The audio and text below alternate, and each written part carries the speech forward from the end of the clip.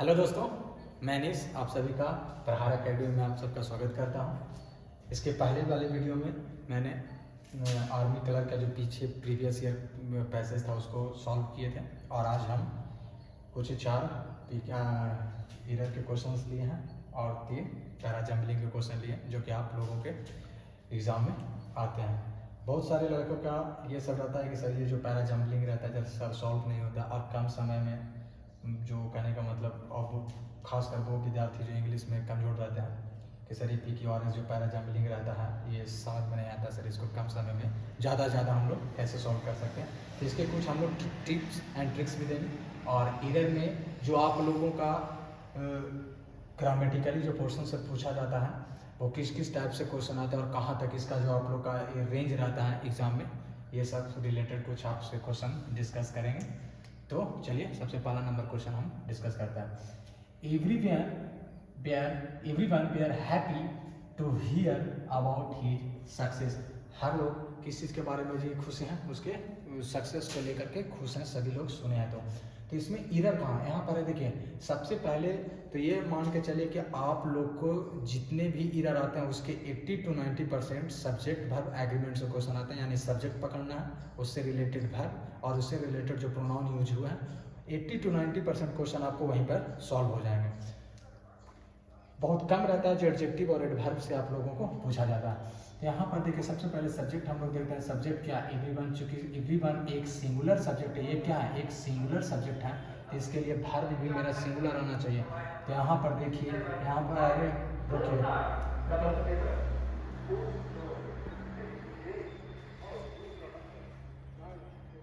यहाँ पर सब्जेक्ट मेरा एवरीवन जो कि सिंगुलर है, तो वर्ब भी मेरा सिंगुलर आना चाहिए। यहाँ पर सिंगुलर वर्ब वेयर वर नहीं बल्कि क्या आएगा? वाज आएगा। ये देखिए ये भी बहुत ही इजी क्वेश्चन था, subject verb agreement to related question है। यानी अगर मेरा सब्जेक्ट सिंगुलर है तो वर्ब भी मेरा क्या आना चाहिए? सिंगुलर आना चाहिए और प्रोनाउन भी मेरा सिंगुलर आना चाहिए। यहाँ पर देखिए प्रोनाउन क्या था? प्रोनाउन भी मेरा सिंगुलर ही है। हिज क्या है? सिंगुलर है, इसलिए यहाँ पर प्रोनाउन भी सिंगुलर ही आया। ये देखिए सब्जेक्ट वर्ब एग्रीमेंट, सब्जेक्ट मेरा सिंगुलर, वर्ब मेरा सिंगुलर, तो प्रोनाउन भी मेरा सिंगुलर ही आना चाहिए। नेक्स्ट क्वेश्चन कह रहा है क्या? The Lions kill the animals. जो शेर लोग हैं किसको मार दीजिए? एनिमल्स को मार दिया। एंड ईट हिज मीट, और उसके मांस को खाया। तो यहाँ पर देखिए सब्जेक्ट फिर आप देखते हैं मेरा सब्जेक्ट क्या है, तो मेरा सब्जेक्ट है लायंस, जो कि एक प्लूरल नाउन के तौर पर यूज हो रहा है ना। लायन से क्या है? प्लूरल हो गया। जब मेरा सब्जेक्ट प्लूरल तो वर्ब भी प्लूरल होना चाहिए। यहाँ पर वर्ब के रूप में किल का यूज किया गया। किल और किल्स में अंतर समझ लीजिए कि किल्स एक सिंगुलर वर्ब है, जिसमें एस या एस लग जाता है वो सिंगुलर, और ये क्या है जी? प्लूरल है। तो चूंकि मेरा सब्जेक्ट प्लूरल तो वर्ब भी प्लूरल, यानी किल्स, यानी यहाँ तक बिल्कुल सही है। Kills the animal and eat his meat. His, अभी हिज किसके लिए यूज हुआ? तो किसका मांस खाया जी? लायन किसका मांस खाया? तो एनिमल्स का खाया है। तो एनिमल्स मेरा क्या है? ये एक प्लूरल है।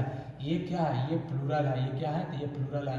तो जब ये नाउन मेरा प्लूरल तो प्रोनाउन भी मेरा प्लूरल आना चाहिए। यहाँ पर प्रोनाउन सिंगुलर है तो यहाँ पर एरर हो गया है। हिज की जगह पर क्या आना चाहिए था? दियर आना चाहिए था। हिज की जगह पर क्या आना चाहिए था? दियर आना चाहिए। क्यों? क्योंकि अगर नाउन मेरा प्लूरल तो प्रोनाउन भी मेरा प्लूरल, नाउन मेरा प्लूरल तो प्रोनाउन भी मेरा प्लूरल, और नाउन प्लूरल तो वर्ब भी मेरा प्लूरल आना चाहिए। ठीक है। नेक्स्ट क्वेश्चन कहते हैं the team was now in the field and about to take their place. जो टीम लोग हैं वो ग्राउंड में है और अपने अपने जगह लेने के लिए क्या है जी? रेडी हैं, तैयार हैं। कह रहा है क्या? मेरा सब्जेक्ट मेरा क्या है? सब्जेक्ट मेरा टीम है। टीम्स नहीं बल्कि टीम है, जो कि एक सिंगुलर आता है। टीम में भले ही 12 लोग होते हैं लेकिन वो एक 12 संग्रहित रूप में रहते हैं, इसीलिए उसको कलेक्टिव नाउन के श्रेणी में उसको क्या रखा जाता है? एक सिंगुलर रखा जाता है। ठीक है। तो टीम मेरा सिंगुलर है तो बाज यहाँ पर क्या हो गया? वर्ब भी सिंगुलर हुआ, बिल्कुल सही। Now in the field and about to take. अब यहाँ पर प्रोनाउन हुआ है दियर प्लेस, अपने अपने प्लेस लेने के लिए। तो यहाँ पर चूंकि प्रोनाउन यूज होना चाहिए था हिज अपने अपने जगह के लेने के लिए, क्योंकि इसका सब्जेक्ट है सिंगुलर तो प्रोनाउन भी होना चाहिए, सिंगुलर होना चाहिए। तो यहाँ दियर नहीं बल्कि क्या होगा? हिज होगा। नेक्स्ट क्वेश्चन चलते हैं। You are the man, you are the man who have spoiled it, या तुम ही व्यक्ति हो जिसने सभी चीज को बर्बाद किया है ना। यू आर द मैन हूँ।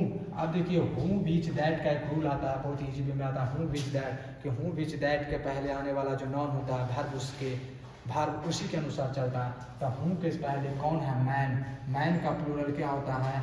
मेन होता है। तो यहाँ मैन चूँकि सिंगुलर है तब वर्ब भी मेरा सिंगुलर आना चाहिए। तो इसके बाद आने वाला वर्ब सिंगुलर होना चाहिए। यहाँ सिंगुलर नहीं, हैव प्लूरल होता है। इसका सिंगुलर हैव की जगह क्या होगा?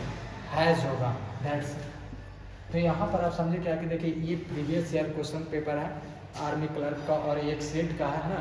तो जितने भी क्वेश्चन देखिए पूछा गया सिर्फ और सिर्फ सब्जेक्ट वर्ब एग्रीमेंट से पूछा गया है। तो अगर आपको किसी भी प्रकार का इसमें जो एरर है, इसमें अगर कहीं दिक्कत आता है तो उस नंबर पर कॉल कर सकते हैं, या फिर इसमें कमेंट आप छोड़ सकते हैं कि सर हमें यहाँ पर समझ में नहीं आया, उसके लिए आपको बता दिया जाएगा। नेक्स्ट है यह है पैराजम्बलिंग।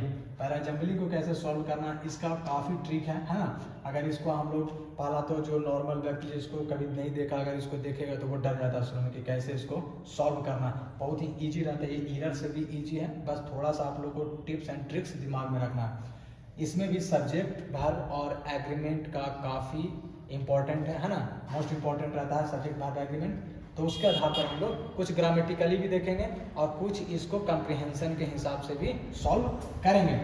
चलिए सबसे पहला क्या कहता है? अमेरिकन पी में है अमेरिकन, क्यू में है एज में, आर में है अर्न एज मच और इस में है वर्किंग वोमेन। इसको सॉल्व करने के लिए सबसे पहले हमें ऑप्शंस को ध्यान में रखना ही होगा।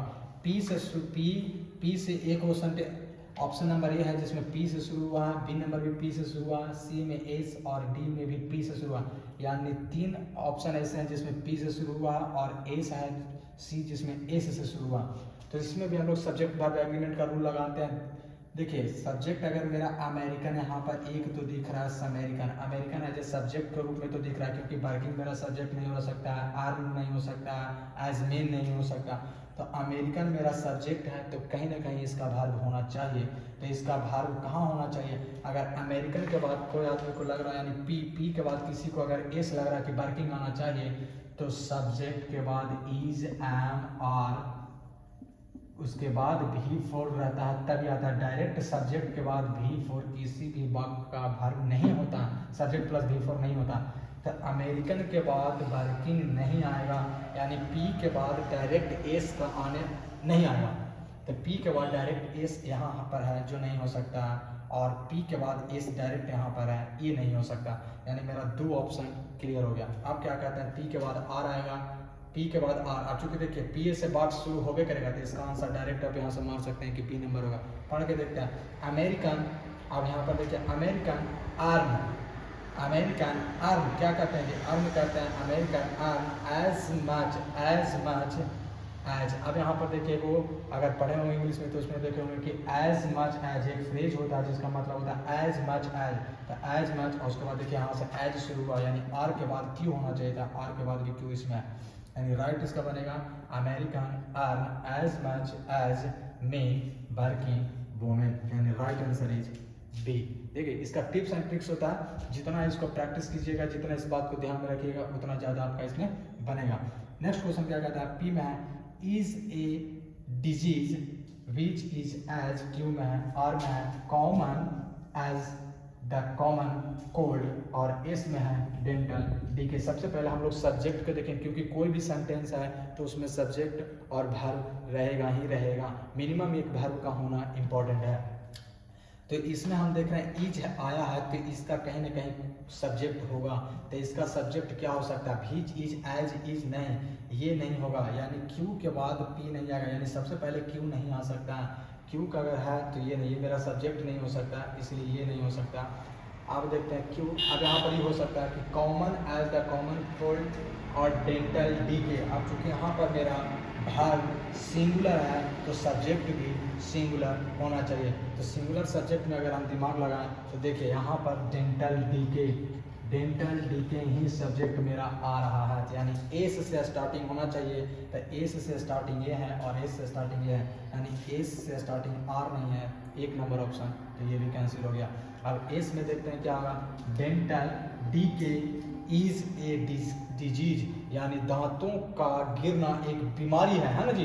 तो एस के बाद पी होना चाहिए था, एस के बाद पी, एस के बाद यहाँ क्यू है, तो ये ऑप्शन होगा, एस के बाद पी है, यानी राइट आंसर है डी। अब इसमें बहुत ज़्यादा दिमाग लगाने की जरूरत नहीं है, इसको आप चाहें तो इसको एक बार फिर से पढ़ लीजिए, आपको A to Z इसमें सीक्वेंस में मिलेगा। नेक्स्ट 3 नंबर देखते हैं तो क्या कह रहा है, no cultured society is possible, कोई भी कल्चर सोसाइटी पॉसिबल नहीं है। क्यों में कह रहा, without books no fresh ideas are possible, और कह रहा एंड, और इस कह रहा विदाउट फ्रेश आइडियाज। ऑप्शन क्या कह रहा है, क्यू से शुरू हुआ है, पी आर आर, यानी आर से 2 शुरू हुआ है, पी से 1 और क्यू से 1 शुरू हुआ। सबसे पहले हम लोग देखेंगे कि मेरा सब्जेक्ट क्या है। अब यहाँ पर देखिए, किसी भी वाक्य का शुरुआत एंड से नहीं हो सकता, यानी आर से किसी वाक्य का सब्जेक्ट शुरू नहीं होगा, तो आर से ये नहीं शुरू होगा और आर से ये शुरू नहीं होगा, यानी मेरा सी और डी नंबर आंसर नहीं होगा। आप चाहे तो क्यू से शुरुआत होगा या पी से। आप क्यू से शुरुआत करते हैं तो यहाँ देखिए, without books no fresh ideas are possible, Q के बाद आर है ना, तब without books no fresh ideas are possible and, हाँ कंजक्शन एंड बोले थे, क्या बोले थे ना जी, यहाँ पर बोले थे कि एंड एक कंजक्शन के रूप में यूज होता है। तो कंजक्शन का काम रहता है subject verb object plus conjunction, फिर होता है सब्जेक्ट वर्ब ऑब्जेक्ट, यानी 2 गो सेंटेंस को जोड़ने का काम करता है कंजक्शन। तो एक देखिए यहाँ पर हो गया, without books no fresh ideas are possible and फिर इस नंबर विदाउट फ्रेश आइडियाज, और बिना फ्रेश आइडियाज के no culture society is possible, यानी सबसे पहले क्यू से शुरू होगा, उसके बाद एंड कंजक्शन यूज होगा, फिर एस विदाउट होगा और उसके बाद पी, यानी। होप आप सभी को ये सब बहुत अच्छे से समझ में आए होंगे। अगर किसी को भी अच्छे से समझ में नहीं, किसी को लग रहा है कि सर थोड़ा सा समझ में नहीं आया, तो चूँकि ये यहाँ पर टाइम के रिस्ट्रिक्शंस भी होते हैं, ज़्यादा वीडियो लंबा ना हो जाए, इसके लिए जितना शॉर्ट हो सके उतना शॉर्ट में हम लोग बताएं। अगर मेरे क्लास को ज्वाइन करते हैं, प्रहार एकेडमी को अगर आप ज्वाइन करते हैं, तो इससे एक स्टूडेंट को जिसको ज़्यादा दिक्कत होता है इंग्लिश में, उसको सेपरेटली टाइम दिया जाता है ना। इसको इस क्षेत्र में मैं इसके लिए आपको 100% गारंटी लेता हूँ कि चाहे एरर हो, पैसेज हो या फिर PQRS हो, जितने भी इंग्लिश के क्वेरीज हैं वो उसमें आपको किसी भी प्रकार का कोई डाउट नहीं रहेगा, क्योंकि ये सब जितने आपको देखने में लग रहा हो कि सर ये क्या एकदम बहुत अजीब क्वेश्चन ये सब पूछे थे, ये सब काफ़ी इजी होते हैं। ये सब को थोड़े से सिर्फ प्रैक्टिस की ज़रूरत होती है, जो कि प्रहार एकेडमी इसके लिए एक बहुत ही अच्छे गाइडेंस के साथ अपना रोड मैप तैयार किया हुआ है कि जो भी बच्चे जो मिनिमम इंग्लिश में स्कोर करते हैं उसके लिए मैक्सिमम कैसे आउटपुट हम ले सकें, उसमें क्या क्या चीज़ हम लोग को करना है, इस सब को हम लोग ने क्या मिल करके हम लोग की टीम मिलकर तैयार की है ना। तो किसी को अगर कोई समस्या हो तो वो फ़ोन कर सकते हैं, लेकिन अगर किसी को लगता है कि हाँ सर मेरा आपका पढ़ाने का तरीका हम समझ गए, हम ज्वाइन करना चाहते हैं, तो नंबर दिया हुआ है और प्रहार एकेडमी यहाँ पर जैसे कि लिखा हुआ, प्रहार एकेडमी को आप ज्वाइन कर सकते हैं। तब तक के लिए धन्यवाद।